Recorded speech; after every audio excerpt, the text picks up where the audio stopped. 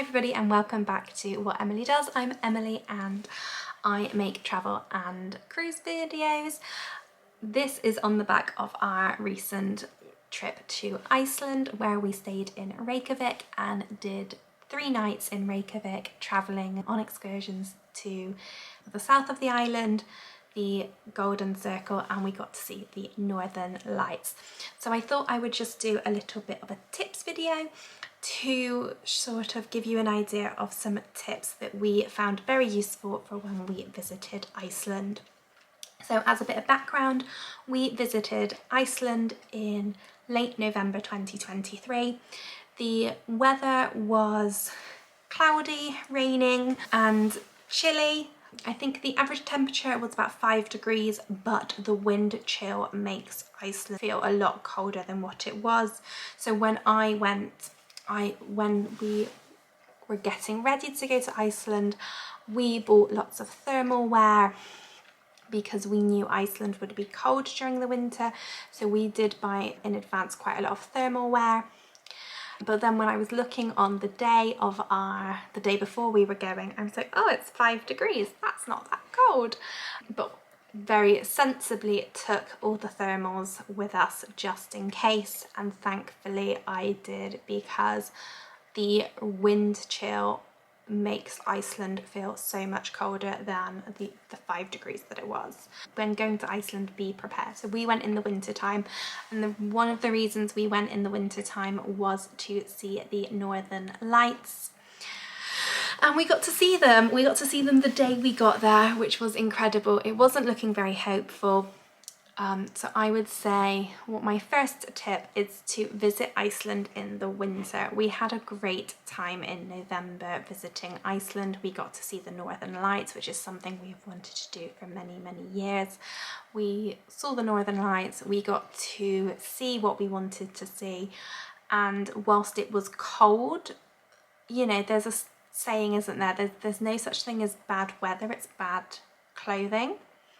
And I think we had the right clothing, which made Iceland in the winter incredible. So I would say definitely one of my tips is to visit in the winter. I would definitely like to go and visit in the summer because there's different activities to do in the summer. You can go whale watching in the summer, there's the puffins in the summer, but for us, going in the winter worked for us, and I would definitely recommend visiting in the winter and just being prepared.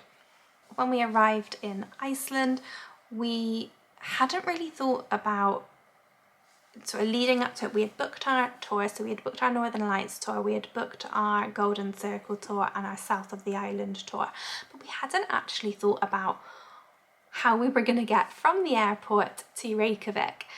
And in the end, we went for, you can get a taxi, you can rent a car, but we didn't want to rent a car because we were doing excursions anyway and it wasn't going to be necessary. So in the end, we opted for probably the best option in our opinion, if you're staying in Reykjavik, is to get the fly bus. So we booked in advance, we booked all our tours through Get Your Guide, and so we booked the fly bus and it was so easy. So we booked the tickets in advance, we got off the plane, we went through immigration, we went through customs, we left the airport, and as you walk out of arrivals, in front of you is a desk to book tickets for Flybus if you haven't already got your tickets. But otherwise, we walked out of arrivals, out of the terminal, and there's the bus. And then you just showed your tickets, got on the bus, and when the bus was full enough, it then left for Reykjavik. Now Reykjavik, you can't drive big coaches through the central Reykjavik, so we had to get off the big coach at the Reykjavik bus station, and then we took a smaller bus into Reykjavik and it dropped you at various bus stop, like a connector bus, and that was really useful. But it was a really good price and it was a really convenient way of getting from the airport to Reykjavik. The time for the bus, I think it took about 40 minutes to an hour. It's convenient and very affordable. Another tip is pretty much everywhere accepts card payments. We before our trip did take some Icelandic krona, which is their currency. We did get that from our local TUI store, but very sensibly, because we knew that most places would accept cash, but we wanted a little bit of cash just in case. We opted for the buyback scheme, so when we came back with cash, because everyone does accept card, we were able to get the buyback, so that was a good option. But we did take a little bit of cash just in case, because you never know if there's like a small stall or something if you're buying something very small, but otherwise pretty much everywhere took card. Even the places we paid by cash, we sort of paid by cash because we had cash, but otherwise everywhere took card. Even the little stall that we got hot chocolate from at one of the waterfalls took card. So I would say maybe take a little bit of cash, but you're probably not going to need it, but it's better to have than to not. I have a Santander Zero credit card. I don't think they do them anymore, but I have that credit card that I've had for goodness knows how many years, and there's no fee for spending it abroad, so I always use that card abroad. But my mum has a Monzo card, so there's different options depending on what suits you. Pre-book your activities. Iceland is busy during the summer as well as the winter, so if there is an excursion you want to do, pre-book it. We pre-booked all our excursions using Get Your Guide, and they were fantastic excursions. So our Golden Circle tour was with Nice Travel, and then our Northern Lights tour and our South of the Island tour were with Bus Travel Iceland. I would definitely recommend booking them in advance because a lot of them were selling out closer to the time, and all our excursions were full excursions. Definitely pre-book your excursions where you can, especially if you're not renting a car and you want to do the day trips. The day trips are fantastic. We had such a great time with our day trip guides and the groups that we were with, but I would definitely say book in advance. It was just the easiest way for us to get around. Okay, clothing.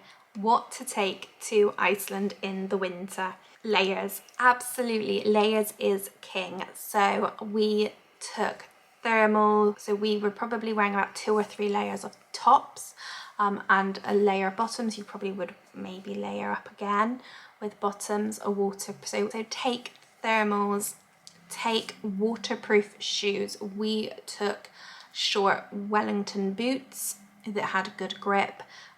They kept our feet dry because it rained a lot during our trips. So take good shoes that are waterproof, that are going to keep your feet warm. Wear thermal socks, take layers, take a raincoat, and more importantly a rain and windproof coat, because the wind makes it so much colder. If your bag isn't waterproof, get a waterproof cover for it. Basically to protect yourself from the weather. So thermals, layers, waterproofs. I will link all the bits and pieces we bought, or I bought for Iceland, that I think are all very useful items that I will be taking to Lapland. So yes, be prepared weather-wise. Take hats, scarves, gloves, waterproof gloves, thermals, waterproof coat. 3-in-1 jackets are great. I've got a 3-in-1 jacket. It's got a fleece inner and it's wind and waterproof, and it was what I needed. So all the layers are very important. And enjoy it. We had such a great time in Iceland. I would say if you're going to see the Northern Lights, be prepared to wait. And that's again something to have the right clothing and shoes, etc. for waiting, because we had to wait for quite a while to see the Northern Lights. And it was 100% worth it, but it was cold. My last tip then is, if you are going only for a couple of days, so we did a 3-night trip, stay in central Reykjavik, where you have access to the church and the Rainbow Road and lots of shops and restaurants to try. Stay in central Reykjavik, and then you've got access to the places to visit in Reykjavik, as well as food, lots of food options, lots of shops, and it's easy to do any daytime excursions, day trip excursions that you want to do, if you don't want to rent a car, which was what we didn't want to do.